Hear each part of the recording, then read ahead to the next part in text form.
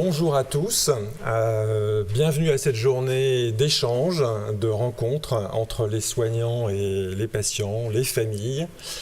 Je remercie vivement le professeur Frédéric Sacher pour l'organisation de cette journée et toute son équipe. Et cette journée effectivement est co-organisée avec la filière cardiogène que j'ai le plaisir de coordonner. Et donc pour ceux qui ne connaissent pas, je vais vous dire quelques mots sur cette filière cardiogène. Donc cette filière nationale de santé cardiogène a été créée par la volonté du ministère de la Santé dans le cadre du plan maladie rare. Et chacune des 23 filières qui existent, chacune par groupe de pathologies, donc celle-ci qui s'occupe des maladies cardiaques héréditaires ou rares, donc a pour but de coordonner les différents acteurs de la santé de ces pathologies-là, autour de ces pathologies-là, pour essayer de mettre ensemble, de faire interagir les différents acteurs de cette prise en charge et les familles, et ça c'est très important, pour mieux informer et former les soignants, pour mieux informer et orienter les patients, et globalement arriver à une meilleure prise en charge globale de ces maladies. Donc cette filière cardiogène, elle s'intéresse plus particulièrement à 3 groupes de pathologies, donc qui vont être évoqués au cours de la journée, notamment pour certaines d'entre elles plus particulièrement. Les cardiomyopathies, notamment la forme hypertrophique qui est la plus fréquente, les troubles du rythme, les maladies électriques pures, comme le syndrome du Quitellon par exemple, et plus récemment nous ont rejoint les cardiopathies congénitales complexes.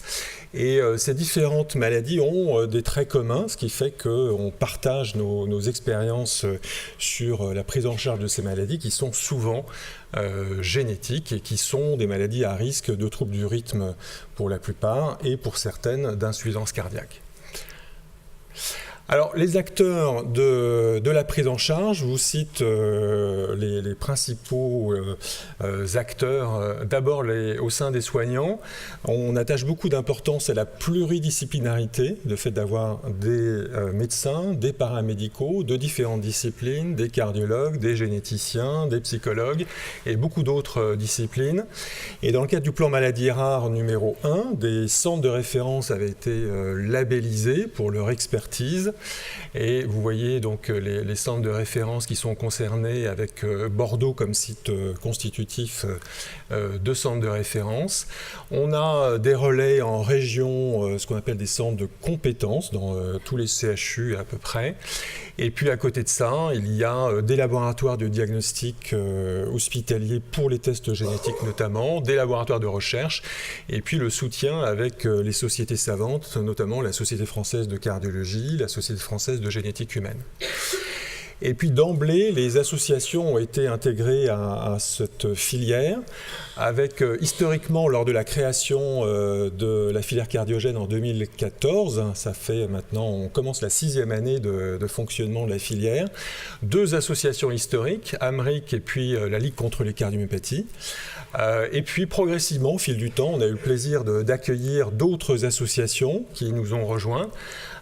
Centre de Barthes, l'amylose, la maladie de Fabry, la mort subite avec les maux du cœur, les cardiopathies congénitales avec l'ANCC Petit Cœur de Beurre, et puis la dernière association qui nous a rejoint, Cœur des mamans sur une cardiomyopathie du péripartum, sans oublier 2 autres associations importantes, plus transversales, chez les porteurs de défibrillateurs ou de stimulateurs cardiaques, Apodec et les porteurs. Et donc, tous ensemble, on essaie de coordonner différentes choses, de promouvoir une amélioration de la prise en charge. Et donc, très rapidement, je vous donne juste quelques exemples de ce qu'on a pu faire ces dernières années, tous ensemble, associations et médecins et paramédicaux. Alors évidemment, ça commence par un peu de communication. Donc, il y a un site internet que je vous mentionne ici, où vous trouverez pas mal de documents à partager, à télécharger. Il y a un espace famille, il y a un espace soignant, et on mettra aussi des interviews, et les topos de ce matin seront en ligne aussi après, notamment aussi, je pense, sur le site du CHU et également sur le site de la filière. Et on fait une newsletter. Si vous voulez être informé plus directement, vous pouvez vous inscrire à la newsletter pour recevoir un petit peu les informations sur les événements ou les différentes choses. On a tout un groupe d'actions dirigé vers la formation des soignants. Donc là, je vous montre quelques exemples. On a créé des documents de recommandation au niveau national, ce qu'on appelle les protocoles nationaux de diagnostic et de soins, qui sont des documents très complets. On a créé des documents plus synthétiques qu'on appelle les consensus d'experts, qui sont validés par les sociétés savantes. Et donc, on en a fait un certain nombre qui sont très pratiques et synthétiques, qui sont aussi en ligne sur le site. On fait des webcasts, on fait des conférences interactives sur le web pour les soignants assez régulièrement. Le prochain sera sur la Milos TTR. Et puis, une chose très importante, on a créé l'an dernier, sous la coordination de Philippe Chevalier à Lyon, on a créé un diplôme interuniversitaire spécifiquement dédié à la prise en charge de ces maladies cardiaques et héréditaires. Et donc, c'est la deuxième année que ça se met en place. On a dû refuser des étudiants parce qu'on avait atteint notre limite cette année, donc ça a beaucoup de succès, donc ça suscite l'intérêt aussi des soignants de se former davantage à la prise en charge de ces maladies.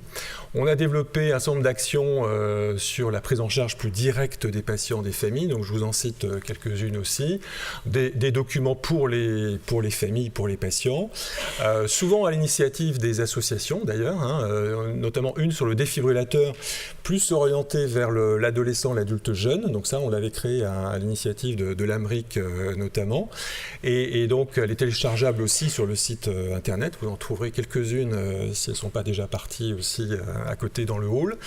On en a créé une plus récente sur la génétique pour les adolescents aussi. Qu'est-ce que c'est que la génétique et la consultation génétique notamment ?